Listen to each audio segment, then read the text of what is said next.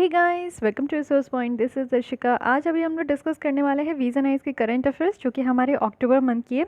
तो काफ़ी लेसन हमारी कंप्लीट हो चुकी है। आज हम लोग यहाँ पे न्यूज़ स्टार्ट करने वाले हैं इन्वायरमेंट की कुछ टॉपिक आज हम लोग कंप्लीट कर लेंगे, क्योंकि बहुत सारे टॉपिक्स है इस बार।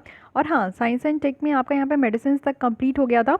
फिजिक्स बाकी है और कुछ टॉपिक्स और बाकी है, तो वो मैं आपको परसों तरसों मतलब कि थोड़ा 1-2 दिन के बाद मैं करवा दूंगी, ठीक है। अभी हम लोग स्टार्ट करते हैं इन्वायरमेंट के साथ।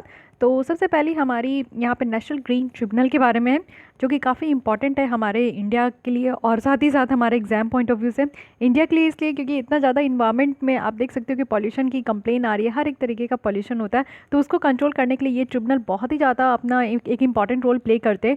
और एग्जाम पॉइंट ऑफ व्यू से इसलिए भी क्योंकि इतना इंपॉर्टेंट अगर ये बॉडी है तो उससे रिलेटेड यूपीएससी क्वेश्चंस पूछती है, प्रीवियस ईयर भी पूछी है, तो इसलिए इसके बारे में आपको ध्यान रखना है। वर्ल्ड एनर्जी आउटलुक रिपोर्ट निकल कर आया है, काफ़ी इंपॉर्टेंट रिपोर्ट होता है ये, तो इसको हम लोग देखेंगे। ग्रीन बिल्डिंग के बारे में बात किया जा रहा है, क्या है ये कंसेप्ट, इसके पीछे क्या बातें की जा रही है, सारी चीज़ें हम लोग देखेंगे। अर्बन वाटर बॉडीज़ को कैसे मैनेज करना है, इसके बारे में हम देखेंगे। और साथ ही साथ पेस्टिसाइड्स मैनेजमेंट बिल 2020 लाया गया है, तो इसमें क्या क्या प्रोविजन है एक बार देख लेंगे, क्योंकि ये बिल है तो बिल से क्वेश्चन नहीं आते। जब तक ये एक्ट नहीं बन जाता तब तक इसका कोई महत्व नहीं रहता, लेकिन बिल अगर आ चुका है तो एक बार देख लीजिए। जब एक्ट बन जाता है तो दोबारा पढ़ते हैं तो क्या होता है कि चीज़ें ज़्यादा जल्दी समझ में भी आ जाती है। तो चलिए स्टार्ट करते हैं, क्योंकि काफ़ी सारे टॉपिक्स हैं, तो देखते हैं आज कितना कवर कर पाते हैं। लेकिन उससे पहले आज के लिए आपका जो मेंस का क्वेश्चन है उसको देख लीजिए आप लोग। तो आज के लिए ये क्वेश्चन है कि what do you understand by healthy ageing. एक वर्ड है इस तरीके का, अगर कोई न्यू टर्म न्यूज़ में होता है तो काफ़ी फ्रिक्वेंट क्वेश्चंस बनने के चांसेस होते हैं यूपीएससी में और मेंस में खास करके। तो ये हेल्दी एजिंग का मीनिंग क्या है ये आपको बताना है, आप इसे क्या समझते हो। साथ ही एक्सप्लेन करना है कि किस तरीके से what ways the recently proposed policy for decade of healthy ageing can provide for an opportunity to improve the lifes of older people in India. It means कि आपको फिर एक्सप्लेन करना है कि क्या क्या तरीका है जो कि रिसेंटली यहाँ पे प्रपोज किया गया है एक पॉलिसी, यानी कि डिकेड ऑफ हेल्दी एजिंग कहा जा रहा है।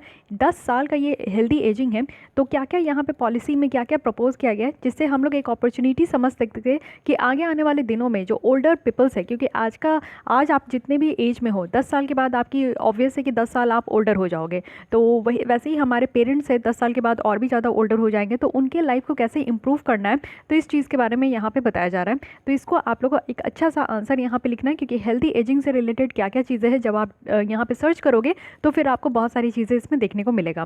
कोशिश कीजिएगा इसको आंसर लिखने का, ये 150 वर्ड्स में लिखिएगा, 10 मार्क्स का ये क्वेश्चन है, ठीक है। और अगर आप हम लोग हमारे आंसर राइटिंग कोर्सेज से जुड़ना चाहते हैं तो आपको बस मेल करना है rishikacs77@gmail.com। उसके बाद आपको डिटेल यहाँ पे बता दिया जाएगा। ज्वाइन करने का मतलब है कि आप लोग अगर अपने आंसर लिख रहे हो और चाहते हो कि आपके आंसर को भी एवेल्युएट करे, बताए कि आपके आंसर में क्या क्या कमी है, आपको कहाँ इंप्रूव करनी है, और आपको बराबर यानी कि 10 मार्क्स की जो क्वेश्चन है यहाँ पे उसको अगर आप लिखते हो आंसर, तो 10 आउट ऑफ आपको कितने मार्क्स मिलने चाहिए उसके हिसाब से यहाँ पे हमारे द्वारा टीम के द्वारा चेक करके आपको बताया जाता है। तो बस इसलिए आप लोग को यहाँ पे जो है इस ग्रुप को ज्वाइन करना चाहिए। चलिए स्टार्ट करते हैं हम लोग अपनी आज की आर्टिकल। तो स्टार्ट करते हैं इन्वायरमेंट के फर्स्ट आर्टिकल से, जो कि है national green tribunal. National green tribunal क्योंकि यहाँ पे 10 साल इसकी कंप्लीट हो चुकी है तो इसलिए ये न्यूज़ में था। तो 10 साल कंप्लीट हो गया है, एक डिकेट इसने जो है पूरी कंप्लीट कर ली है, तो इसके बारे में डिटेल पढ़ना ज़रूरी है। नेशनल ग्रीन ट्रिब्यूनल के बारे में कुछ बेसिक देख लेते हैं। ये एक कैसी बॉडी है, तो ये एक स्टैट्यूटरी बॉडी है। कहने का मतलब है कि कानून के द्वारा इसको बनाया गया है। तो वैसे कोई बॉडी जो कि कानून के द्वारा यहाँ पे बनाया जाता है, यानी कि पार्लियामेंट से कानून पास कराकर इसमें जब बनाया जाता है कोई बॉडी, तो उसको हम लोग स्टैट्यूटरी बॉडी कहते हैं। सेकंड है कि ये क्वासी जुडिशियल बॉडी भी है।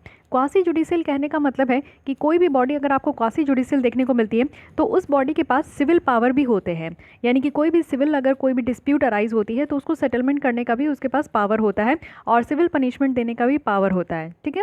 तो इसलिए यहाँ पे एनजीटी कैसे बॉडी है, तो स्टैट्यूटरी है और क्वासी जुडिशियल बॉडी है, जिसको किस कानून के तहत इस्टेब्लिश किया गया, तो नेशनल ग्रीन ट्रिब्यूनल एक्ट 2010 के तहत। तो 2010 में ये निकल कर आया था, अब 2020 है, तो इसलिए 10 साल इसके पूरे हो गए। इसका एम क्या था, यानी कि इस तरीके के बॉडी का बनाने के पीछे हर एक एम होता है। तो इसका एम यही था कि जो भी केसेस निकल कर आते हैं इन्वायरमेंट से रिलेटेड, चाहे वो इन्वायरमेंटल प्रोटेक्शंस के लिए हो या हमारे फॉरेस्ट को कंजर्व करने के लिए हो या फिर कोई और भी नेचुरल रिसोर्सेज को कंजर्व या प्रोटेक्ट करने के लिए हो, तो उसके जितने भी केसेस आते हैं उसको सही तरीके से डिस्पोज करना है। साथ ही ये ट्रिब्यूनल आप देखो कि यहाँ पे ये बाउंड नहीं है, जो कोड ऑफ सिविल प्रोसीजर 1908 से और इंडियन एविडेंस एक्ट जो 1872 का है। तो ये एक दो कानून है जिसके तहत ये बाउंड नहीं है, बल्कि ये बाउंड किससे है और ये किससे जो है गाइड किए जाते हैं, यानी कि हर एक बॉडी का एक अपना रूल्स रेगुलेशंस होता है, उसी के तहत ये काम करते हैं। तो प्रिंसिपल ऑफ नेचुरल जस्टिस, यानी कि नेचुरल तरीके से नेचुरल जस्टिस यहाँ पे प्रोवाइड किया जाता है। बस यही प्रिंसिपल, यही सिद्धांत को ये फॉलो करते हैं एनजीटी। इसको इसके अंदर कोई भी कानून आपको देखने को नहीं मिलेगा कि सीपीसी के तहत या फिर इंडियन एविडेंस एक्ट के तहत जो है यहाँ पे कोई भी काम होता है, नहीं, नेचुरल जस्टिस के थ्रू यहाँ पे काम होता है। अब एनजीटी के अगर स्ट्रक्चर की बात करें तो यहाँ पे कौन कौन होते हैं, एक चेयरमैन होते हैं, जुडिशियल मेंबर होते हैं और एक्सपर्ट मेंबर भी होते हैं। चेयरपर्सन और जो जुडिशियल मेंबर है ट्रिब्यूनल के, वो यहाँ पे सुप्रीम कोर्ट के जज होना चाहिए या चीफ जस्टिस होने चाहिए हाई कोर्ट के, ठीक है। कोई भी एनजीटी हो उसके यहाँ पे जो जज होते हैं, जो चेयरमैन होते हैं, वो कौन होना चाहिए, तो सबसे पहला है कि सुप्रीम कोर्ट के जज हो सकते हैं और हाई कोर्ट के जज नहीं होंगे, हाई कोर्ट के चीफ जस्टिस होंगे, तो इसलिए ये याद रखिएगा। और ये मेंबर्स जो है ना वापस से फिर रीअपॉइंट नहीं होते हैं, यानी कि एक बार अपॉइंट हो गए, इनका जितना भी टेन्योर है 4 साल 5 साल, उसके बाद ये वापस से जो है ना फिर से ये रीअपॉइंट नहीं होते हैं। तो ये भी टॉपिक जो है बहुत ज़्यादा न्यूज़ में रहता है कि कौन सी ऐसी बॉडी है जो कि रीअपॉइंट होती है, उसमें चेयरपर्सन फिर से रीअपॉइंट होते हैं, मेंबर फिर से रीअपॉइंट होते हैं। तो इन सारी चीज़ों को भी क्लासीफाई करते हुए चलिए आप लोग। अब पावर देख लेते हैं कि इनके पास कैसा कैसा पावर है, क्या क्या काम करते हैं ये। सबसे पहला इनके पास पावर है कि वो अपने खुद के प्रोसीजर को रेगुलेट करते हैं, यानी अपना खुद का जो प्रोसीजर होता है उसको वो बहुत अच्छे तरीके से खुद ही रेगुलेट करते हैं, कोई और इनको रेगुलेट करने वाला बॉडी नहीं है। जैसे कि आप लोग देखते हो कि आरबीआई रेगुलेट करती है, सेबी रेगुलेट करती है, तो वैसा इनको रेगुलेशंस के लिए कोई अदर बॉडी बनाने का ज़रूरत नहीं पड़ा, ये खुद को ही रेगुलेट करते हैं।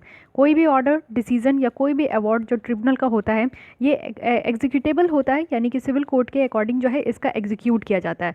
सिविल कोर्ट में जिस तरीके से प्रोसेस को फॉलो किया जाता है, क्योंकि यहाँ पे ये क्वासी जुडिशियल है, तो सिविल कोर्ट की सारी पावर जो है यहाँ पे इस बॉडी को भी मिली हुई है। तो यानी कि सिविल कोर्ट जैसा काम करता है, कोई भी डिस्प्यूट को, कोई भी केसेस को जैसे वो डिस्पोज करते हैं, वही प्रोसेस जो है यहाँ पे आपका एनजीटी में भी फॉलो किया जाता है। साथ ही साथ अगर कोई भी ऑर्डर और कोई भी डिसीजन, जैसे एनजीटी के द्वारा कोई भी ऑर्डर दे दिया गया, कोई भी इन्वायरमेंट से रिलेटेड अगर कोई प्रोजेक्ट आता है उसको अगर रिजेक्ट कर दिया गया, ऐसा डिसीजन दिया गया, तो इसके अगेंस्ट में जो अपील किया जाता है ना, वो यहाँ पे सुप्रीम कोर्ट में किया जाता है, ठीक है। मान लीजिए कोई ऐसा डैम बनाने के लिए कोई एक प्रोजेक्ट आ गया, लेकिन एनजीटी को लगता है कि उस एरिया में डैम बनाने से क्या होगा कि और ज़्यादा पोल्यूशन होगा, उस जगह पे डैम बनाने से कोई ज़्यादा जो है खास बेनिफिट नहीं होगा, तो एनजीटी क्या करती है कि उसको जो है रिजेक्ट कर देती है। इन्वायरमेंट के बेसिस पे ही कोई भी प्रोजेक्ट जो है रिजेक्ट होता है या फिर उसको जो है अलाउ किया जाता है, तो यहाँ पे रिजेक्ट कर दी। अब वो पिटिशनर क्या करेंगे कि इसके ऑर्डर के अगेंस्ट में जो है वो फाइल कर सकते हैं, बट हाई कोर्ट में नहीं कर सकते, वो डायरेक्टली जो है सुप्रीम कोर्ट में केस जो है फाइल कर सकते हैं। और यूजुअली 90 डेज़ के विद इन, यानी कि जब डिसीजन दिया गया है तो उसके 3 महीने के अंदर ही जो है उनको सुप्रीम कोर्ट में फाइल करना होगा, उसके बाद वो फाइल नहीं कर सकते, उनका कोई इंपॉर्टेंस नहीं रहेगा उनके कोई भी फाइल करने का, ठीक है।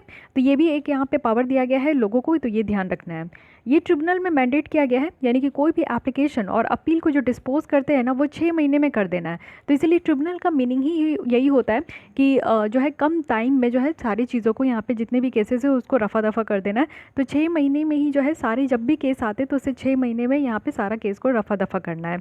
अब ट्रिब्यूनल बनाने की ज़रूरत क्यों पड़ती है, ये सारे जो केसेस होते हैं ये तो डायरेक्टली हाई कोर्ट और सुप्रीम कोर्ट में जा सकता है, बट ट्रिब्यूनल इसलिए बनाया जाता है हर एक चीज़ के लिए अलग अलग, क्योंकि जो केसेस होते हैं ना, अगर वो हाई कोर्ट और सुप्रीम कोर्ट में जाएगा तो आप समझिए कि और कितना ज़्यादा टाइम लग जाएगा वो सारे केसेस को डिस्पोज होने में, क्योंकि हाई कोर्ट में ही आप देखिए कि कितने लंबे पेंडिंग ऑफ केसेस होते हैं, सुप्रीम कोर्ट में भी कितना ज़्यादा जो है पेंडेंसी ऑफ केसेस है। तो ये सारे इश्यूज़ तो ऑलरेडी है सुप्रीम कोर्ट हाई कोर्ट के पास, तो इसीलिए हर एक टॉपिक को लेकर आप देखोगे कि अलग अलग जो है छोटे छोटे ट्रिब्यूनल बना दिए जाते हैं, जिसमें कि इन्वायरमेंट से रिलेटेड जो भी प्रोजेक्ट होते हैं वो इस तरीके से ट्रिब्यूनल में जाते हैं, और वहाँ पर जो भी अगर केसेस होता है, डिस्प्यूट होता है, तो वो वहाँ पर सेटलमेंट हो जाता है, जिससे क्या होता है कि यहाँ पे पैसे भी कम खर्च होते हैं, यहाँ पे टाइम भी सेव होता है। तो इस तरीके से जो है ना कोर्ट का भी टाइम सेव होता है, लोगों का भी टाइम सेव होता है, पैसे भी कम खर्चने पड़ते हैं। तो ये सारी बेनिफिट्स है जो कि ट्रिब्यूनल के लिए यहाँ पे बनाया जाता है, ठीक है। एनजीटी में आप देखोगे बाय एन ऑर्डर जो है यहाँ पे प्रोवाइड किया गया है कि कोई भी विक्टिम्स है, अगर एयर पॉल्यूशन के कारण अगर किसी को प्रॉब्लम हो रहा है तो उनको कॉम्पनसेशन देना, रिलीफ प्रोवाइड करना, और डिफरेंट जो इन्वायरमेंटल डैमेजेस हो रहे हैं उनको यहाँ पे कॉम्पनसेशन देना, उनको रिलीफ प्रोवाइड करना। तो ये सारा काम भी यहाँ पे किया जाता है इनके द्वारा। साथ ही यहाँ पे जो प्रॉपर्टी डैमेज हुआ है ना उसको भी रेस्टिट्यूट किया जाता है, यानी कि अगर मान लीजिए कि एयर पॉल्यूशन जैसे आप देख रहे हो कि बहुत ज़्यादा बढ़ते जा रहा था, तो एयर पॉल्यूशन बढ़ते जा रहा है, तो एयर पॉल्यूशन बढ़ने से कोई भी अगर तरीके का यहाँ पे प्रॉपर्टी डैमेज हो रहा है तो उसको यहाँ पे जो है वापस से फिर से रेस्टिट्यूट किया जाएगा। रेस्टिट्यूट किया जाएगा मतलब कि वापस से जो है उसको फिर से बनाया जाएगा। जैसे कि एयर पोल्यूशन बहुत ज़्यादा है तो उसके कारण आप देखो कि पूरा धुंध धुंध रहता है, यानी कि इतना ज़्यादा क्लियर, क्रिस्टल क्लियर जो है आपको देखने को नहीं मिलेगा। और ठंड के समय में अगर एयर पोल्यूशन हो तो फॉग भी बन जाता है, जैसे कि नाइट में आप देखोगे कि ड्राइव करने में बहुत प्रॉब्लम होता है। तो रातों में अगर फॉग ज़्यादा है तो उस समय एक्सीडेंट की चांसेस भी बहुत ज़्यादा होती है। तो इसमें कहीं ना कहीं कंट्रीब्यूशन किसका है, तो एयर पोल्यूशन का भी कंट्रीब्यूशन है। तो एनजीटी का काम यही है कि कहीं पे भी एयर पोल्यूशन है, अगर उसमें कोई और ऐसे प्रोजेक्ट आ रहे हैं, वहाँ पे और कोई कंस्ट्रक्शन वर्क अगर चलेगा तो कंस्ट्रक्शन वर्क से क्या होता है कि एयर पोल्यूशन में और ज़्यादा बढ़ावा होता है। तो एनजीटी का काम है कि उस एरिया में जहाँ पे एयर पोल्यूशन है वहाँ पे कंस्ट्रक्शन वर्क को और ज़्यादा बढ़ावा न दे, कंस्ट्रक्शन वर्क को वहाँ पे रोकना है। और अगर वहाँ पे कंस्ट्रक्शन वर्क का बढ़ावा दे दिया गया, यानी कि अगर एनजीटी को लगता है कि नहीं ठीक है एयर पोल्यूशन है लेकिन इस तरीके के कंस्ट्रक्शन से जो है कहीं भी प्रॉब्लम नहीं होगा, लेकिन अगर प्रॉब्लम हो गया आगे चल के ये पता चला कि अच्छा एयर पोल्यूशन की जो इंडेक्स होती है, क्वालिटी इंडेक्स जो देखा जाता है एयर क्वालिटी इंडेक्स, उसमें अगर एयर पोल्यूशन की रेट अगर बढ़ गई तो इसमें क्या होता है कि एनजीटी जो है ना वापस से उनको जो है रेस्टिट्यूट कर सकती है, यानी कि जो भी उनसे प्रॉब्लम हुआ है उसको कॉम्पनसेशन भी कर सकती है। उनके डिसीजन के कारण जो प्रॉब्लम हुआ है वो भी कॉम्पनसेशन यहाँ पे किया जा सकता है।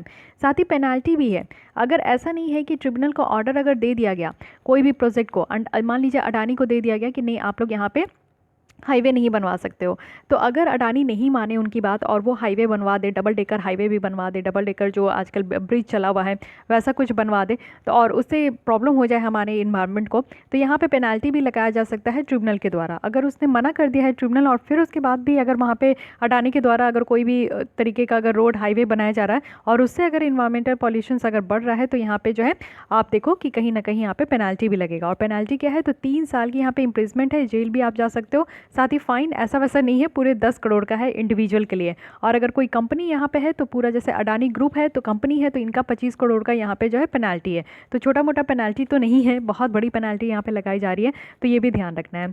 जुरिस्डिक्शन आप लोग देख सकते हो कि एनजीटी जो है किस किस कानून के तहत आता है और कौन कौन से यहाँ पे सिविल केसेस है जिसको डील किया जाता है। तो सबसे पहला है कि water prevention and control of pollution act 1974, इसके तहत जो भी आपका प्रोविज़न है, यानी कि वाटर को यहाँ पे, यानी कि वाटर से रिलेटेड अगर कोई भी प्रॉब्लम है तो उसको भी यहाँ पे देखा जाता है। साथ ही water prevention and control of pollution cess act 1977, forest act भी है, एयर पॉल्यूशन एक्ट भी है, इन्वायरमेंटल प्रोटेक्शन एक्ट है, पब्लिक लाइबिलिटी इंश्योरेंस एक्ट है, बायोलॉजिकल डाइवर्सिटी एक्ट है 2002 का। तो इतने सारे एक्ट है जिसके तहत जो है यहाँ पे जुरिस्डिक्शन है, यानी कि इतने सारे यहाँ पे कानून हैं जिसके तहत अगर कोई भी यहाँ पे लॉ ब्रेक होता है तो वो सारे केसेस कहाँ आएंगे, तो एनजीटी के पास आएंगे। ठीक है, अब यहाँ पे तो आपने देख लिया एनजीटी की बहुत ज़्यादा जो है यहाँ पे बड़ाई आपने देख लिया। अब एक और देखिए कि यहाँ पे सिग्निफिकेंस क्या है। अब सिग्निफिकेंस क्या है एनजीटी को लाने का, तो अभी तो मैं बताई कि लेस एक्सपेंसिव है, यानी कि यहाँ पे पैसे कम खर्च होंगे, और लेस फॉर्मल है, इतना ज़्यादा फॉर्मेलिटी यहाँ पे नहीं होता है। साथ ही आप देखो कि इनके मेंबर जो है वो यहाँ पे एलिजिबल ही नहीं है कि वो रीअपॉइंट हो पाएंगे। तो यहाँ पे जो जजमेंट डिलीवर किया जाएगा वो इंडिपेंडेंटली किया जाएगा बिना किसी प्रेशर के। ठीक है, तो एक ऐसा होता है ना कि आपको फिर से अपॉइंट कर दिया जाएगा तो आप मेरे फेवर पे यहाँ पे फिर से काम करो, ये प्रोजेक्ट को पास करा दो, अगर पास करा दोगे तो आपको फिर नेक्स्ट टर्म के लिए 10 ईयर के लिए भी आपको यहाँ पे अपॉइंट कराया जाएगा। तो ये सारे क्या होते हैं ना, फेब्रवरीज में आप देखते हो कि जहाँ पे लोग जो है ना अपने फ़ायदे के लिए काम करने लगते हैं और गलत तरीके से जो है अपना ऑर्डर देने लगते हैं। तो यहाँ पे क्या होगा कि अगर इस तरीके से मेंबर को वापस से रीअपॉइंट नहीं करना है तो ये फिक्स है कि आप यहाँ सिर्फ 5 साल के लिए हो और 5 साल के लिए आप इंडिपेंडेंटली काम कर रहे हो। तो इससे क्या होगा कि आप अच्छे तरीके से काम कर पाओगे, ऑनेस्ट के साथ काम कर पाओगे। ऐसा नहीं है कि आपके माइंड में ऐसा चलेगा कि आप अगर ऐसा डिसीजन दोगे तो आपको इससे फ़ायदा होगा आगे चल के, ऐसा नहीं होगा। उसी से यहाँ पे करप्शन निकल कर आता है। तो इसलिए यहाँ पे जितने भी डिसीजंस दिए जाते हैं ना वो लोग खुद के फ़ायदे को देख कर नहीं देते, वो इन्वायरमेंट के फ़ायदे को देख कर देखते हैं। साथ ही यहाँ पे जो बर्डन है हायर कोर्ट का वो यहाँ पे रिड्यूस होगा। तो ये पॉइंट मैं पहले भी आपको डिस्क्राइब कर सकती हूँ, यही सारे इसके फ़ायदे हैं। अचीवमेंट क्या है, आज तक अगर इसको बॉडी को 10 साल हो गए तो बहुत सारा काम भी किया गया होगा उनके द्वारा। कुछ अचीवमेंट यहाँ पे लिख लीजिए, जैसे स्पीडी इन्वायरमेंटल जस्टिस है, यानी कि ट्रिब्यूनल का काम ही यही है कि जस्टिस जल्दी मिल जाता है। नहीं तो हाई कोर्ट अगर सुप्रीम कोर्ट जाओगे तो फिर तो आप बैठ जाओ, यानी कि 5-10 साल से पहले आपको जो है जस्टिस नहीं मिलने वाला। जब से ये स्टार्ट हुआ है ऑपरेशन, इसकी कब से स्टार्ट हुई है, जुलाई 2011 से। बना कब है, तो 2010 में। तो याद रखना है, ये ऑपरेशन भी पूछ लिया जा सकता है। तो जुलाई 2011 में है और ये टिल मई तक, तो 2020 मई तक ये बताया जा रहा है कि जो एनजीटी है इनके द्वारा 32,626 केसेस को यहाँ पे सुना गया है, जिसमें कि 29,000 जो है ना वो अभी तक डिस्पोज्ड हो चुका है। तो काफ़ी अच्छा रेट है।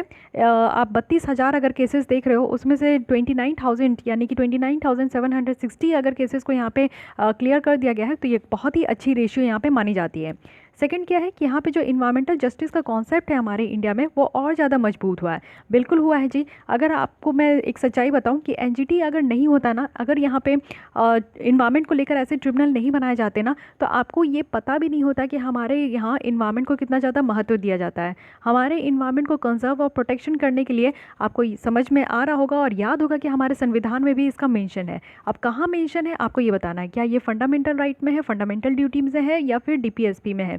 इसका जवाब मैं कल दूंगी जब फिर से आपका नेक्स्ट लेसन आएगा। तो ये चीज़ें जाके देखिए, ये इतना ज़्यादा इंपॉर्टेंट है क्योंकि आप समझिए कि जब हमारे यहाँ पे जब कॉन्स्टिट्यूशन का फ्रेम हो रहा था, तो जो कॉन्स्टिट्यूशन का फ्रेम कर रहे थे वो इन्वायरमेंट को उस समय भी इतना ज़्यादा महत्व दिए थे कि वो हमारे यहाँ जो है, अब मैं ही बता दूंगी नहीं, आप ही लोग बताओ कि कहाँ पे इसको इंक्लूड किया गया है कि हमारे इन्वायरमेंट को प्रोटेक्ट करना है। क्या ये हमारा ड्यूटीज़ है, क्या ये फंडामेंटल राइट दिया गया है, या फिर यहाँ पे डीपीएसपी है। ठीक है, तो ये आपको बताना है। तो इससे क्या है ना कि हमारे यहाँ कॉन्सेप्ट शुरू से ही कॉन्सेप्ट है, हमारे संविधान में इंक्लूड है। इट मीन्स कि इसका कॉन्सेप्ट शुरू से है, लेकिन इसको और ज़्यादा मजबूती मिली है। जैसे आप अभी देखते हो कि जो भी प्रोजेक्ट है तो उसको इन्वायरमेंट का यहाँ पे चेकआउट किया जाता है, या फिर कोई भी ऐसे प्रोजेक्ट है जिसके कारण जो है इन्वायरमेंट अगर डिसबैलेंस होती है तो उसकी भी केस चली जाती है तुरंत ट्रिब्यूनल के पास, उसको भी यहाँ पे देखा जाता है, काफ़ी अच्छे से यहाँ पे सुना जाता है। तो ये सारे बेनिफिट है जिससे कि हमारे यहाँ जो कॉन्सेप्ट है इन्वायरमेंटल जस्टिस का वो कहीं ना कहीं और ज़्यादा स्ट्रेंथ हुआ है।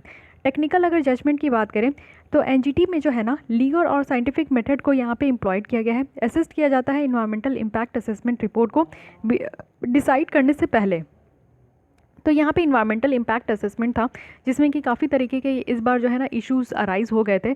तो उसमें भी क्या है कि इसके डिसाइड करने से पहले क्या होता है ना कि यहाँ पे काफ़ी तरीके के लीगल और साइंटिफिक मेथड को यहाँ पे अप्लाई किया जाता है और चीज़ों को यहाँ पे देखा जाता है।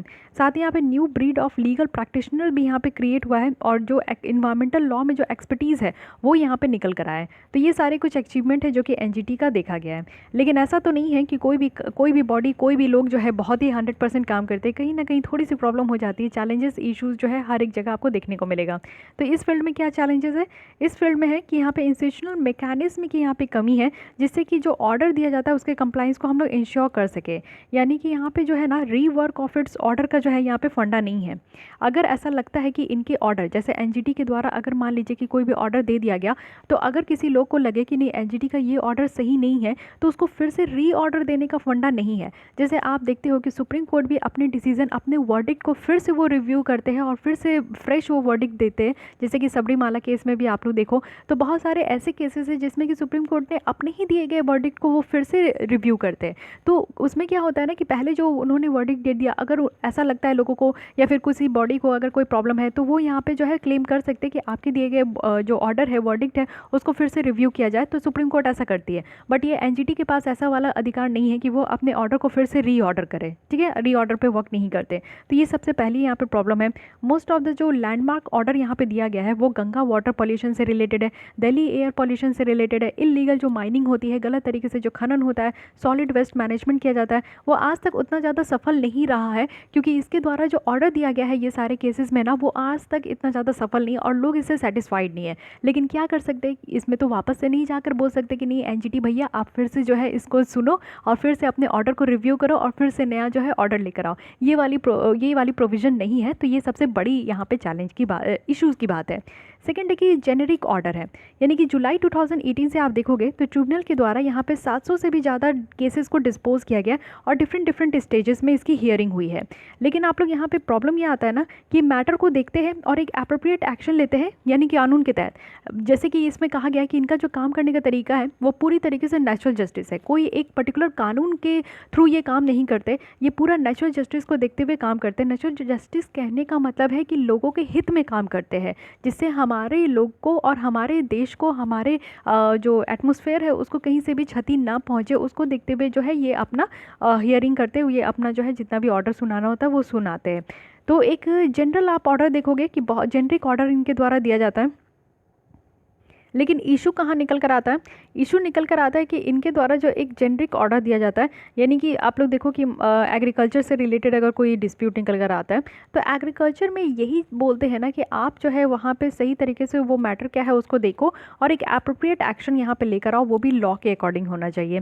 तो इनके द्वारा जो ऑर्डर भी दिया जाता है ना वो बहुत ज़्यादा आप देखोगे कि सटीक नहीं दिया जाता, लम सम कभी कभी जो है ये ऑर्डर देके, एक होता नहीं है कि मतलब कि कम में ही निपटा दो। जैसे आप लोग भी जो है प्रीलिम्स के पहले शॉर्टकट अपनाते हो कि क्या शॉर्टकट अपनाए जिसमें कि प्रीलिम्स निकल जाए, तो वो आप लोग की भी भ्रम है, क्योंकि वैसा तो होता नहीं है। अगर ऐसा होता तो बहुत सारे बच्चे निकाल के बैठ जाते हैं, तो ऐसा होता नहीं है। वही चीज़ यहाँ पे भी एनजीटी कभी करती है कि शॉर्टकट अपना देती है, लेकिन वो होना नहीं चाहिए। लार्ज नंबर ऑफ डिसमिसल भी है, ऐसा देखने को मिलता है कि कोई बहुत सारे ऐसे प्रोजेक्ट है ना जिसको कि एनजीटी के द्वारा डिसमिस कर दिया जाता है, उसको एक्सेप्ट ही नहीं किया जाता। तो ये भी एक प्रॉब्लम वाली बात है। अब प्रॉब्लम प्रोजेक्ट में होगी लेकिन एनजीटी डिस्पोज करा तो एनजीटी बदनाम हो गया, और कुछ नहीं है। नेक्स्ट है कि यहाँ पे रेस्ट्रिक्टेड जुरिस्डिक्शन भी है, जैसे कि आप देखोगे कि फॉरेस्ट राइट में यहाँ पे अगर इसके केस में देखें तो सिर्फ 2 एक्ट निकल कर आते हैं जंगलों से। एक होता है कि वाइल्ड लाइफ प्रोटेक्शन एक्ट है, यानी कि जितने भी जंगली जानवर है जो कि वाइल्ड लाइफ है, जो हमारे यहाँ जंगली ही नहीं, जो भी फ्लोरा फोना है उसको प्रोटेक्ट करना है। साथ ही scheduled tribes and other traditional forest dealers right act है जो कि 2006 का है, इसको यहाँ पे एनजीटी के बाहर रखा गया है। तो ये 2 इंपॉर्टेंट एक्ट है, लेकिन इसको एनजीटी के अंदर लाना चाहिए था, लेकिन लाया नहीं गया। ये बहुत ही ज़्यादा सोचने वाली बात है, आज तक भी इसको इंक्लूड नहीं किया गया है। नेक्स्ट है कि ऑब्स्टेकल होता है डेवलपमेंट में। अब यहाँ पे कोई भी प्रोजेक्ट डेवलपमेंट के लिए लेकर आते हैं, लेकिन ज़्यादातर आप देखते हो कि ये डिसमिस कर देते हैं कि नहीं नहीं नहीं, यहाँ पे ये कंस्ट्रक्शन नहीं करना, नहीं यहाँ पे ये काम नहीं करना है। तो बहुत सारा यहाँ पे जो है डिसमिस कर दिया जाता है, जिससे ऐसा बताया जा रहा है कि डेवलपमेंट सही तरीके से नहीं हो रहा है। तो वही बात है कि आप इन्वायरमेंट पे ज़्यादा फोकस कर रहे हो या डेवलपमेंट पे फोकस कर रहे हो। डेवलपमेंट ऐसा करो कि इन्वायरमेंट में नुकसान ना हो, लेकिन हमारे यहाँ उल्टा हो रहा है, डेवलपमेंट ऐसा करो कि बस डेवलपमेंट हो, इन्वायरमेंट जाए तेल लेने के लिए। तो वैसा नहीं होना चाहिए। साथ ही यहाँ पे हाँ, ये एक प्रॉब्लम है कि डेवलपमेंट में ऑब्स्टेकल देखने को मिल रहा है।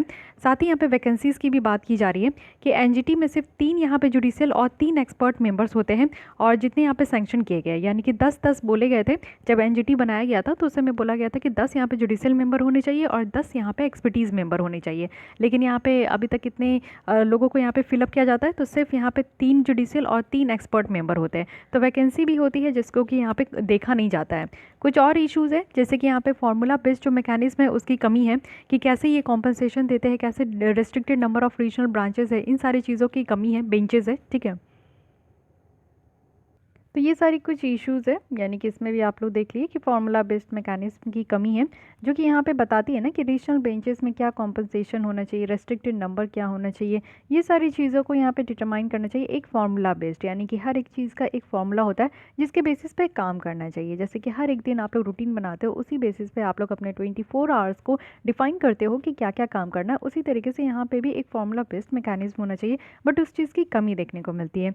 So these are some challenges as well as issues, कि यहाँ पे सबसे पहली बात है कि लैक ऑफ इंस्टीट्यूशनल मैकेनिज्म है, जेनरिक ऑर्डर दिया जाता है, डिसमिसल की बहुत ज़्यादा लार्ज नंबर है कि सबसे ज़्यादा जो है प्रोजेक्ट को डिसमिस कर दिया जाता है, रेस्ट्रिक्टेड जुरिस्डिक्शन है, लेकिन 2 केस जो कि बहुत इंपॉर्टेंट है उसको अभी तक बाहर रखा गया है। ऑब्स्टिकल है, कहा जाता है कि डेवलपमेंट सही से नहीं हो पाता, इतने सारे जो प्रोजेक्ट है वो रिजेक्ट हो जाते हैं, वैकेंसीज यहाँ पे फुलफिल नहीं हुई है, कुछ और भी इशूज़ है। वे फॉरवर्ड में बताया जा रहा है कि जो एनजीटी एक्ट में अमेंडमेंट हुआ है, इससे यहाँ पे ट्रिब्यूनल पावर को जो है कुछ डायरेक्शन फॉलो अप करने के लिए और एक इस्टेब्लिश करना चाहिए मैकेनिज्म, जिससे कि अपने डायरेक्शन को इन्फोर्स करे। एनजीटी में यहाँ पे एक स्पेसिफिक रीजंस भी प्रोवाइड करना चाहिए कि कैसे यहाँ पे जो केसेस को अगर डिसमिस किया गया है तो किस रीज़न के बेसिस पे इसको डिसमिस किया गया है, तो इसकी रीज़न भी यहाँ पे एक प्रोवाइड करनी चाहिए। साथ ही वैकेंसीज़ को फिलअप करना ही चाहिए। जब कहा गया है कि 10 यहाँ पे जुडिशियल मेंबर होंगे और 10 एक्सपर्ट मेंबर होंगे, तो वो सारे वैकेंसीज़ फिलअप करना चाहिए। तो ये सारे कुछ वे फॉरवर्ड यहाँ पे बताया जा रहा है। इसके अलावा यहाँ पे हाँ, सिग्निफिकेंस जजमेंट है, कुछ यहाँ पे एनजीटी का जजमेंट है जो कि 10 साल में यहाँ पे बताया जा रहा है। 2012 में क्या था कि एनजीटी के द्वारा क्लियरेंस यहाँ पे सस्पेंड कर दिया गया था, किसका, तो साउथ कोरिया स्टील मेकर जो पॉस्को है उसकी यहाँ पे क्लियरेंस देने से मना कर दिया गया था, यानी कि इन्वायरमेंट के बेसिस पे यहाँ पे जो इनके प्रोजेक्ट थे उसको यहाँ पे डिसमिस कर दिया गया। और यहाँ पे 12 मिलियन जो टन स्टील प्लांट था उसको यहाँ पे उड़ीसा में लगाना था और मैन्युफैक्चर करने के लिए, बट उसको यहाँ पे जो है मना कर दिया गया। नेक्स्ट यहाँ पे 2012 का ही यहाँ पे अगर हम लोग देखें, Almitra H Patel versus Union of India का केस था, जिसमें कि एनजीटी के द्वारा यहाँ पे इंटायर प्रोहिबिशन लगाया गया कि कचरे को जो है ना लैंड के ऊपर, यानी कि ओपन लैंड में जो है कचरे को नहीं जलाना है, इसको पूरी तरीके से रोका गया, जिसमें कि लैंडफिल भी इंक्लूड था। और स्टेट को डायरेक्ट किया गया कि वो अपने यहाँ पे सॉलिड वेस्ट मैनेजमेंट रूल्स को जो है इम्प्लीमेंट करें। 2013 में क्या हुआ कि उत्तराखंड का जो फ्लड केसेस था बहुत ही ज़्यादा इंपॉर्टेंट है ये। एनजीटी के द्वारा यहाँ पे पॉल्यूटर जो पेज थे उनके लिए यहाँ पे कुछ किया गया। जो अलकनंदा और हाइड्रो पावर कोऑपरेटिव लिमिटेड है उनको ये ऑर्डर किया गया कि जितने भी पिटिशनर है उनको कॉम्पनसेट किया जाए, क्योंकि बहुत ही ज़्यादा यहाँ पे फ्लड आया था, बहुत ही ज़्यादा जो है यहाँ पे जो इंफ्रास्ट्रक्चर है उसकी भी यहाँ पे डैमेज देखने को मिला था। 2015 में एनजीटी के द्वारा जितने भी डीजल मोटर है उसको 10 साल के लिए दिल्ली एनसीआर वाले रीजन में बैन कर दिया गया था। 2017 में क्या किया गया कि जो आर्ट ऑफ लिविंग फेस्टिवल है यमुना फ्लड प्लेन्स में, उसको यहाँ पे इसको यहाँ पे डिक्लेयर कर दिया गया कि यहाँ पे जो इन्वायरमेंटल नॉर्म्स था उसको इस फेस्टिवल था उसके द्वारा वायलेट किया गया और इनके द्वारा पेनल्टी भी लगाया गया था 5 करोड़ का। सॉरी, तो ये भी आप लोग देखते हो कि पेनल्टी जो है बहुत ही ज़्यादा एनजीटी के द्वारा लगाया जाता है। तो 2017 में यमुना फ्लड प्लेन के ऊपर एक लिविंग फेस्टिवल था, आर्ट ऑफ लिविंग फेस्टिवल, तो इसको यहाँ पे जो वायलेट कर दिया गया था, ऐसा बोला गया एनजीटी के द्वारा।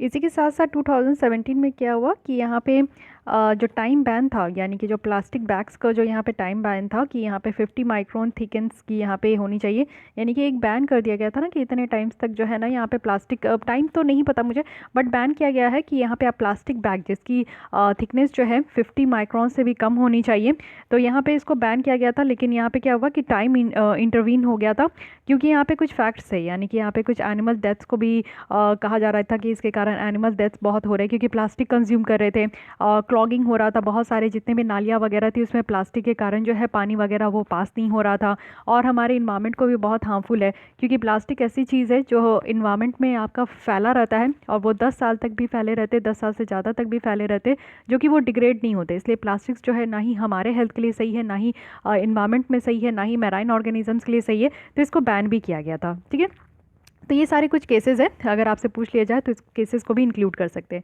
तो एनजीटी में हमने क्या क्या देखा, सबसे पहले इसकी बेसिक फैक्ट्स एंड फिगर देखें, अभी 10 साल इसका कंप्लीट हो गया है। सिग्निफिकेंस देखें, क्या क्या पावर है ये देखें। जुरिस्डिक्शन देखें कि किस किस कानून के तहत जो है यहाँ पे केसेस फाइल किया जाता है। एडवांटेज अचीवमेंट क्या क्या है वो देखें।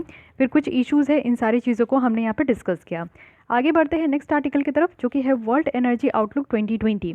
रिसेंटली यहाँ पे वर्ल्ड एनर्जी आउटलुक रिपोर्ट जो है वो रिलीज़ किया गया है, लेकिन इससे भी ज़्यादा इंपॉर्टेंट है कि ये किसके द्वारा रिलीज़ किया जाता है, तो ये है इंटरनेशनल एनर्जी एजेंसी IEA के द्वारा जो है यहाँ पे आप लोग देखो कि ये आपका रिलीज़ किया गया है वर्ल्ड एनर्जी आउटलुक 2020 रिपोर्ट। अब ये वर्ल्ड जो एनर्जी आउटलुक है ये IEA की फ्लैगशिप पब्लिकेशन है, जिसमें कि कॉम्प्रिहेंसिव व्यू बताया जाता है कि कैसे ग्लोबल एनर्जी सिस्टम्स जो है ना वो आने वाले सालों में कैसे ये डेवलप हो सकता है।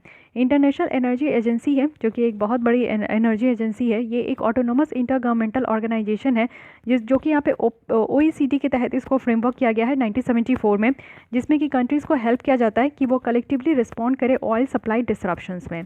तो इसकी हेडक्वार्टर कहाँ है, तो पेरिस में है, और इसका फ्रेमवर्क आप देखोगे तो इसको कहा जाता है agreement on the international energy programme. तो इतनी बातें याद रखनी है, बेसिक है। साथ ही इसके कैंडिडेट देखे, एक कैंडिडेट कंट्री जो होते हैं इंटरनेशनल एजेंसी में वो यहाँ पे OECD के भी मेंबर होनी चाहिए, क्योंकि OECD के द्वारा ही इसमें बनाया गया है। ये आपका ऑर्गेनाइजेशन है, कैसा ऑर्गेनाइजेशन है, तो organisation for economic cooperation and development है। तो इसी के तहत यानी कि जो इसके मेंबर है वो यहाँ पे IEA के भी मेंबर होंगे। IEA की फैमिली अगर हम लोग देखें तो अब यहाँ पे 75% जो ग्लोबल एनर्जी कंजप्शन है उसकी फैमिली यहाँ पे देखने को मिलता है, यानी कि टोटल जितने भी कंट्री है IEA के तहत वो 75% तक ग्लोबल एनर्जी कंज्यूम करते हैं। मेंबर अगर हम लोग देखें तो आज के डेट में 30 मेंबर कंट्रीज़ हैं, 8 एसोसिएट कंट्रीज़ हैं। इंडिया भी इसका मेंबर है, यानी कि हम लोग यहाँ पे एसोसिएट कंट्रीज़ में आते हैं। ठीक है, तो ये ध्यान रखना है, 2017 में ही हम लोग इसके मेंबर बने हैं। कुछ और पब्लिकेशन देखें, IEA के द्वारा और भी जो रिपोर्ट पब्लिश किया जाता है उसमें global energy and CO2 status report है। ठीक है, अब इस बार की फाइंडिंग देख लेते हैं। कोविड-19 का क्या इम्पैक्ट हुआ, इमीडिएट जो इफेक्ट देखने को मिला पैंडेमिक का हमारे एनर्जी सिस्टम में, तो इससे हम लोग को 2020 में कुछ एक्सपेक्टेड डिक्लाइन देखने को मिला। सबसे पहला क्या, क्योंकि कोविड-19 के कारण लॉकडाउन लगा दिया गया था, और लॉकडाउन के कारण क्या हुआ था कि सारे लोग घर पे बैठ गए, तो ट्रांसपोर्टेशन का इस्तेमाल या चाहे वो पब्लिक हो प्राइवेट हो सब बंद हो चुका था। तो यहाँ पर जो ग्लोबल एनर्जी डिमांड थी वो 5% तक कम हो चुकी थी, जिसके कारण एनर्जी रिलेटेड जो कार्बन डाइऑक्साइड का इमिशन होता था, यानी कि जो आप लोग अपने पर्सनल व्हीकल पे जो डीजल और पेट्रोल को आप लोग भरवाते हो उससे जो यहाँ पे कार्बन डाइऑक्साइड का जो इमिशन होता था वो यहाँ पे 7% तक कम हुआ है।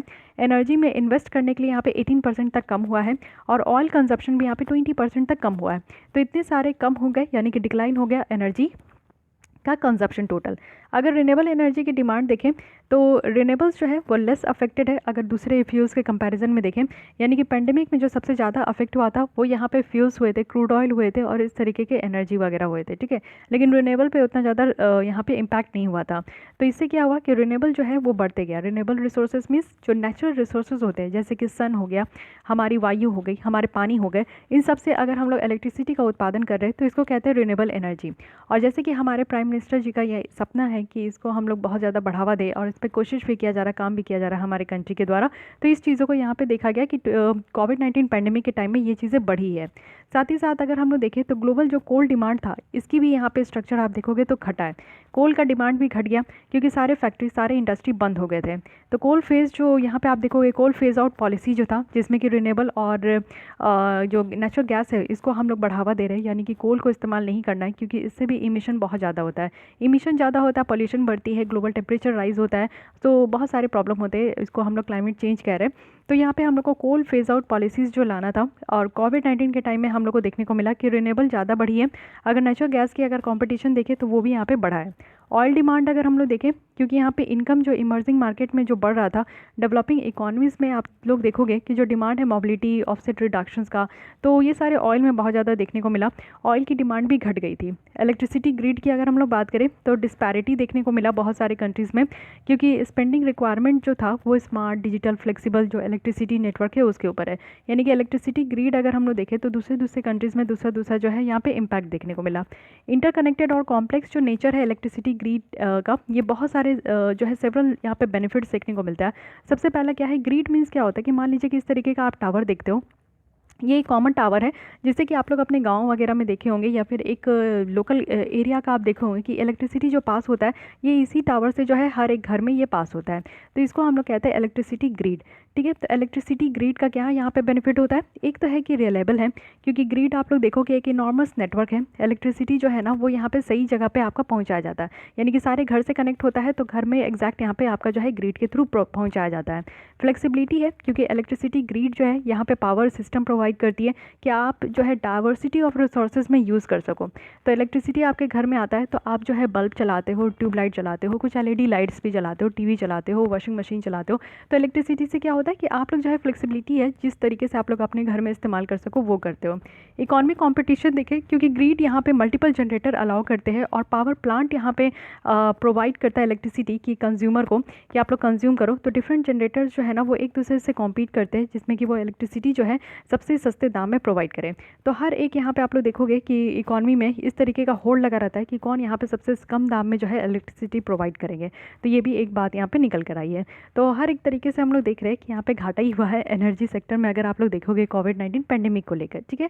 तो इसको आप लोग अपने अपने तरीके से अपने स्तर पर भी आप लोग समझ सकते हो कि कोविड-19 पैंडेमिक के टाइम में आप लोग क्या कर रहे थे। क्या आप लोग पब्लिक ट्रांसपोर्ट को इस्तेमाल कर रहे थे, क्या आपने पब्लिक ट्रांसपोर्ट को इस्तेमाल कर प्राइवेट ट्रांसपोर्ट को इस्तेमाल कर रहे थे, अपने बाइक, अपने 4 व्हीलर, किसी को भी शॉर्ट डिस्टेंस के लिए कर रहे होंगे, कभी कभार निकल कर रहे होंगे। लेकिन अगर आप लोग रेड जोन एरिया में हो, कंटेनमेंट जोन एरिया में हो, या फिर आपके अगल बगल अगर कोई कोविड पेशेंट निकल जाते हैं तो वो एरिया तो सील हो जाता था। तो उस टाइम में तो आप लोग घर बैठने के अलावा और कोई ऑप्शन नहीं था। तो वही चीज़ें यहाँ पे। अब इंडिया की एनर्जी आउटलुक के बारे में थोड़ा देख लेते हैं कि क्या हाल चल रहा। तो इलेक्ट्रिसिटी अगर एक्सेस देखें, कितने लोगों को इलेक्ट्रिसिटी मिल रहा है, तो गवर्नमेंट के द्वारा तो यहाँ पे काफ़ी सपोर्ट किया जा रहा है कि कैसे यहाँ पे जो डिस्ट्रीब्यूशन ग्रिड इंफ्रास्ट्रक्चर है उसको और ज़्यादा बढ़ाया जाए और इंडिया में हर एक गाँव तक जो है इलेक्ट्रिसिटी पहुँचाया जाए। वैसे कहा तो जाता है कि इंडिया में 100% इलेक्ट्रिफिकेशन है, बट अभी भी आप लोग ग्राउंड लेवल पर देखोगे तो बहुत सारे गाँव ऐसे हैं ना जहाँ पर अभी भी लालटेन का इस्तेमाल किया जाता है, वहाँ पर इलेक्ट्रिसिटी नहीं पहुँचा है। साथ ही बजटरी सपोर्ट भी यहाँ पे प्रोवाइड किया गया है स्टेट गवर्नमेंट को, जैसे कि हमारे यहाँ जो इलेक्ट्रिसिटी डिस्ट्रीब्यूटर कंपनी है उसको हम लोग डिस्कॉम कहते हैं। तो डिस्कॉम क्योंकि बहुत ज़्यादा घाटे में चल रही है, तो यहाँ पे क्या है ना कि बजटरी सपोर्ट यहाँ पे ग्रांट दिया जा रहा है स्टेट की डिस्कॉम को। और किस स्कीम के तहत, ये है दीनदयाल ग्राम ज्योति योजना के तहत। सौभाग्य स्कीम भी लाया गया है। सौभाग्य स्कीम का यहाँ पे एम है कि लास्ट माइल कनेक्टिविटी होना चाहिए, यानी कि दूर दूर तक जितने भी घर है हर एक घर में इलेक्ट्रिसिटी बिजली पहुँचाना है। साथ ही इंटीग्रेटेड पावर डेवलपमेंट स्कीम भी है जो अर्बन एरिया में है, ठीक है। तो ये सारे इलेक्ट्रिसिटी एक्सेस है, यानी कि हमारे यहाँ बहुत सारी योजना है अर्बन लेवल पे और ग्रामीण क्षेत्र में, जिससे कि लोगों के घर तक जो है इलेक्ट्रिसिटी पहुँचाने का काम हमारे सरकार कर रहे हैं। सेकंड है कि क्लीनर एनर्जी। ऐसा नहीं है कि बस हम लोग जो है इलेक्ट्रिसिटी जनरेट करने के लिए कोयला वगैरह का इस्तेमाल करें जिससे कि हमारे यहाँ इन्वायरमेंट की जो हालत है वो और भी ज़्यादा बद से बदतर हो जाए। ऐसा नहीं है, साफ़ सुथरा हम लोग क्लीनर एनर्जी की बात करें तो इंडिया में अगर बात करें तो क्लीनर कुकिंग को प्रमोट किया जा रहा है। ऑफ ग्रिड इलेक्ट्रिफिकेशन सॉल्यूशंस यहाँ पे लाया जा रहा है, यानी कि हम लोग थोड़ा बहुत जो है ना सोलर फोटोवोल्टाइक की तरफ जो है शिफ्ट हो रहे हैं कुकिंग करने के लिए या फिर बैटरीज वगैरह को चार्ज करने के लिए। और सोलर पैनल भी आप लोग देख रहे हो कि काफ़ी हद तक इसका इस्तेमाल किया जा रहा है। एनर्जी अफोर्डेबिलिटी, सरकार का एम है कि एनर्जी को अफोर्डेबल बनाना है, यानी कि बिजली बिल ज़्यादा नहीं आना चाहिए, बिजली इतनी सस्ती हो कि हर कोई जो है आराम से उसको अफोर्डेबल तरीके से यूज़ कर सके। और साथ ही साथ जो है गवर्नमेंट के द्वारा यहाँ पे लार्ज स्केल पब्लिक सब्सिडी भी प्रोवाइड किया जा रहा है जिससे लोग जो है इलेक्ट्रिसिटी का एक्सेस कर सके, एनर्जी और क्लीन कुकिंग जो है अपने पॉपुलेशन को प्रोवाइड कर सके। ठीक है, एक पहल है जिसको यहाँ पे direct benefit transfer of LPG scheme कहते हैं। अच्छा, आपको बताना है कौन सी ऐसी स्टेट है हमारे यहाँ की जो कि 100% एलपीजी कनेक्शन अपने स्टेट में प्रोवाइड किए, तो उसका नाम बताना आपको। डायरेक्ट बेनिफिट ट्रांसफ़र ऑफ जो है एलपीजी स्कीम है, यानी कि एलपीजी अगर आप लोग खरीदते हो तो इसके अंदर जो है आप लोग को यहाँ पर डायरेक्ट बेनिफिट ट्रांसफ़र के थ्रू जो है आपके अकाउंट में सब्सिडी पहुँच जाएगा। ठीक है, तो ये पहले इसको भी ध्यान रखना है। इलेक्ट्रिसिटी एफिशिएंसी हो, यानी कि आप लोग देखो कि यहाँ पे प्राइवेट सेक्टर इन्वेस्टमेंट को अलाउ किया जा रहा है कोल माइनिंग में। अपने कंट्रीज़ की जो ऑयल और गैस रिटेल मार्केट है उसको भी ओपन किया जा रहा है। साथ ही साथ यहाँ पे जो एनर्जी मार्केट है उसको भी और ज़्यादा यहाँ पे फंक्शनिंग किया जाएगा जिससे कि हम लोग इकोनॉमिक एफिशिएंसी को और ज़्यादा इंश्योर कर सके और अपने यहाँ के जो कोल गैस और जो पावर सेक्टर है उसको बेटर तरीके से हम लोग मैनेज कर सके। इंडिया की अगर आप लोग देखोगे एनर्जी एफिशिएंसी यहाँ पे बढ़ रही है और हम लोग अपनी जो एनर्जी कोड है और जो वॉलंटरी रेटिंग स्कीम्स है ना उसको भी हम लोग यहाँ पे मैंडेटरी कर रहे हैं। जो हमारे यहाँ ग्रीन बल्क प्रोक्योरमेंट हो रहा है, यानी कि ज़्यादा से ज़्यादा हम लोग एलईडी लाइट को इस्तेमाल कर रहे हैं और एलईडी लाइट को हम लोग प्रोक्योर कर रहे हैं, इससे भी एनर्जी सेविंग्स में बहुत ज़्यादा जो है हेल्पफुल हो रहा है। क्योंकि हर कोई जो है, अब आप देखोगे एक समय था जब 100 वाट की वो पीली वाली बल्ब चलती थी, आई थिंक कि आप लोग समझ पा रहे होंगे, 100 रुपीज़ की 100 वाट की थी वो, इतना ज़्यादा वाट का भी। ठीक है, अब तो यहाँ पे 5-10 वाट का भी एलईडी लाइट आ जाते हैं। तो 100 वाट की वो पीली वाली लाइट है जिसमें कि ढंग से कुछ दिखता भी नहीं था, तो वैसी लाइट इस्तेमाल होती थी। लेकिन धीरे धीरे आप लोग देखो कि अब CFL का भी ज़माना है, तो CFL आ जाने से, ये एलईडी लाइट्स आ जाने से क्या होता है कि इलेक्ट्रिसिटी जो है ना उसमें बहुत ज़्यादा सेविंग हो गया है। मतलब कि आप लोग का वाट कम खर्चा होता है ना, 10 वाट के भी आ जाते हैं, 15 वाट के, 40 वाट का तक का भी आ जाता है, तो उससे इलेक्ट्रिसिटी कम कंज्यूम होता है जिससे कि आपको बिल कम देना पड़ता है। ठीक है, सारे लोग अच्छे तरीके से इस्तेमाल भी कर पाते हैं। और सबसे बड़ी बात है ना कि रोशनी अच्छी मिलती है, वो पीली वाली रोशनी से अच्छा है ना वाइट वाइट ऑर्बिट वाइट जैसा CFL और एलईडी तो कलरफुल भी आता है, लेकिन CFL में आपको अच्छा खासा जो है लाइट भी देखने को मिलता है कि नहीं। एनर्जी सिक्योरिटी की बात करूँ हम लोग तो इंडिया का जो इलेक्ट्रिसिटी जो यहाँ पे सिक्योरिटी की बात करें तो इसमें जो है इम्प्रूव हुआ है हमारी मार्केट, एक सिंगल नेशनल पावर सिस्टम भी बना है, अच्छा खासा इन्वेस्टमेंट भी होता है हमारे यहाँ के थर्मल और रिन्यूएबल कैपेसिटी में। तो अगर हम लोग अपने ऑयल सिक्योरिटी को अगर हम लोग इम्प्रूव करें तो जो गवर्नमेंट है उनको यहाँ पे जो ऑयल इंपोर्ट है ना उसको यहाँ पे रिड्यूस करना होगा। यानी कि हम लोग बहुत ज़्यादा ऑयल को इंपोर्ट करते हैं जिसके कारण हम लोग जो है इंपोर्ट हब कंट्री कहलाते हैं, और इतना ज़्यादा इंपोर्ट करते हैं कि दिक्कत है। हम लोग इंपोर्ट अगर करते हैं ना क्रूड ऑयल तो उससे हम लोग पेट्रोलियम वगैरह निकाल के जो है वापस से एक्सपोर्ट करते हैं, तो थोड़ा बहुत हमारा जो है फ़ायदा भी होता है। लेकिन इंपोर्ट हम लोग हद से ज़्यादा करते हैं क्योंकि क्रूड ऑयल की प्राइस बहुत ज़्यादा होती है। तो हम लोग को अपने ही कंट्री में इस तरीके का कुछ प्रोविज़न करना चाहिए जिससे कि हम लोग ऑयल इंपोर्ट को जो है ना कम कर सकें। डोमेस्टिक अप स्ट्रीम एक्टिविटीज़ करनी चाहिए, यानी कि हम लोग को रिन्यूएबल रिसोर्सेज पे हम लोग को ज़्यादा फोकस करना चाहिए जिससे कि हम लोग ऑयल इंपोर्ट कम से कम हम लोग जो है करें। साथ ही साथ प्रोग्रेस अगर देखें सस्टेनेबल डेवलपमेंट में तो टोटल यहाँ पे 17 गोल है जिसको कि 2030 तक हमें कंप्लीट करना है, अचीव करना है। कंप्लीट क्या होता है तो हमें यहाँ पे अचीव करनी है। ठीक है, तो उसमें से आप लोग देखो कि गोल नंबर 7 है जिसमें कि यहाँ पे टारगेट है कि एनर्जी को एक्सेस बनाना है। ठीक है, डिलीवरिंग एनर्जी एक्सेस है, तो ये हमारा यहाँ पे सस्टेनेबल डेवलपमेंट गोल का एक टारगेट भी है जिसको भी पूरा करना है। गवर्नमेंट के द्वारा यहाँ पे जो है न्यू कोल कैपेसिटी जो है 2027 तक इसको डिप्लॉय करना है, और इसका एम है कि जो हमारा पुराना इनएफिशिएंट कोल प्लांट था उसको यहाँ पे क्लोज़ करना है। क्योंकि आप लोग देखोगे कि हमारे यहाँ जितने भी थर्मल पावर प्लांट है तो उसमें मैक्सिमम जो है ना मैक्सिमम यहाँ पे कोल से ही चलते और इनएफिशिएंट कोल प्लांट है, यानी कि उतना ज़्यादा कोल से भी जो है ना अब इतना ज़्यादा बिजली उत्पादन नहीं होता है। सबसे बड़ी बात है कि हमारे यहाँ भी जो है कोल की प्रोडक्शन होती है, बट जितना ज़्यादा कोल की प्रोडक्शन हमारे यहाँ होती है उतनी ही ज़्यादा हम लोग जो है इम्पोर्ट भी करते हैं, क्योंकि हमारे यहाँ की कोल की जो क्वालिटी है वो बहुत ज़्यादा डिग्रेडेड है, वो इतना अप टू द मार्क नहीं है, इसलिए हम लोग को दूसरे कंट्री से भी इंपोर्ट कराना पड़ता है। तो अगेन हम लोग क्या हो गए, इंपोर्ट हब कंट्री हो गए ये सारे एनर्जी सेक्टर्स के फील्ड में। अब यहाँ पे चैलेंजेस देख लेते हैं, कुछ चैलेंजेस भी बताया गया है, जैसे कि फिनेंशियल हेल्थ पावर सेक्टर की बात की जाए, फिनेंशियल हेल्थ की बात की जा रही है, जो पावर सेक्टर्स है कि उनमें जो है कैसा यहाँ पे हेल्थ है आज की डेट में। जैसे कि आप लोग जानते हो कि जो डिस्कॉम है, जो इलेक्ट्रिसिटी डिस्ट्रीब्यूशन कंट्रीज जो कंपनीज़ है, तो वो बहुत ज़्यादा घाटे में चल रही है और इंडिया के द्वारा भी काफ़ी ज़्यादा चैलेंज यहाँ पे फेस किया जा रहा है। किस लिए? तो फिनेंशियल हेल्थ को लेकर कि हमारी पावर सेक्टर्स की जो यहाँ पे पैसे वगैरह का जो इंतजाम है वो बहुत ही ज़्यादा बुरा देखने को मिलेगा।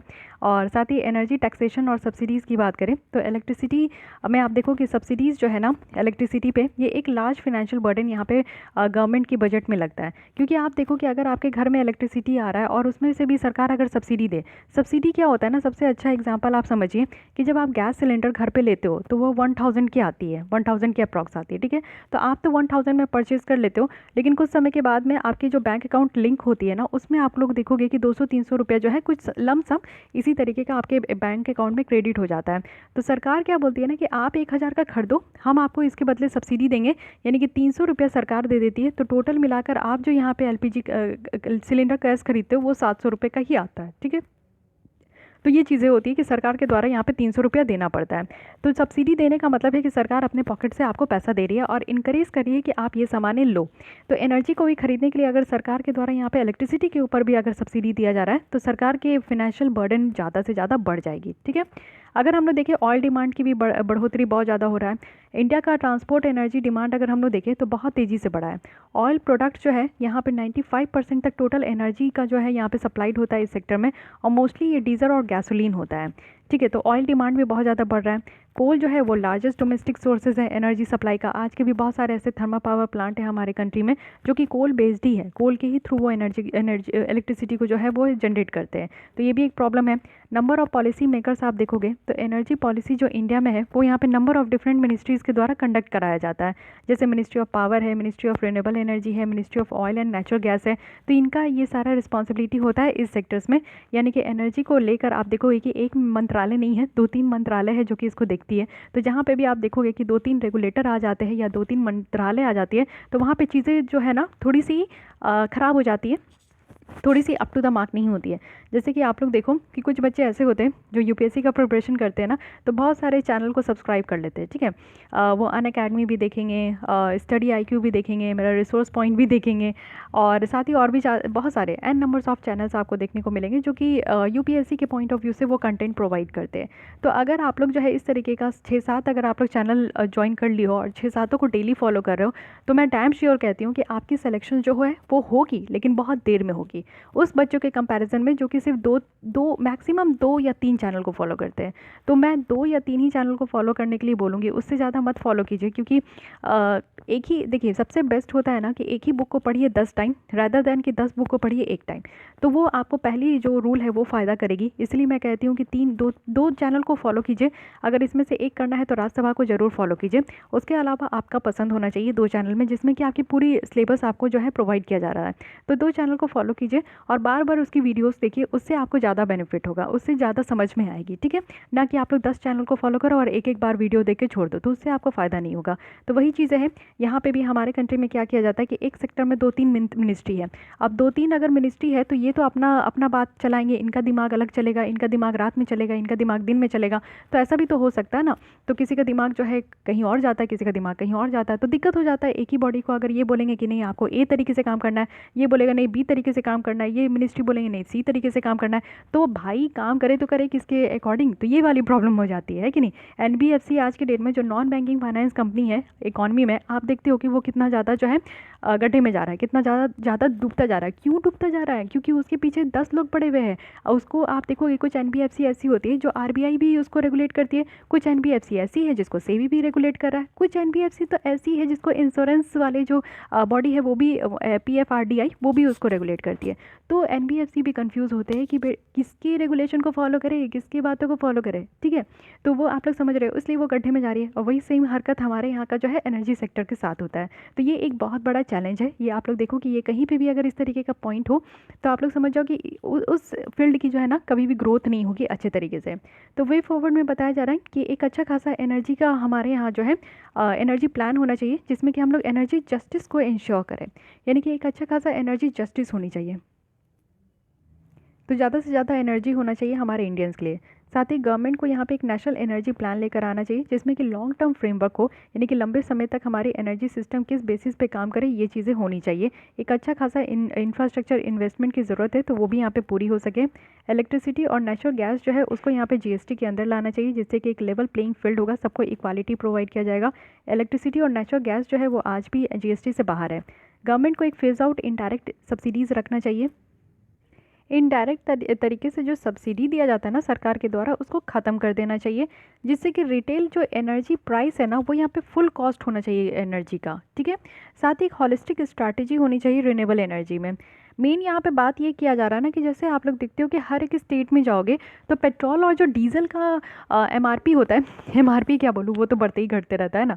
एमआरपी मीन्स फिक्स्ड हो गया, जैसे 10 रुपये का पार्ले जी आप खाते हो तो आप कहीं भी चले जाओ 10 रुपये का पार्ले जी ही मिलेगा।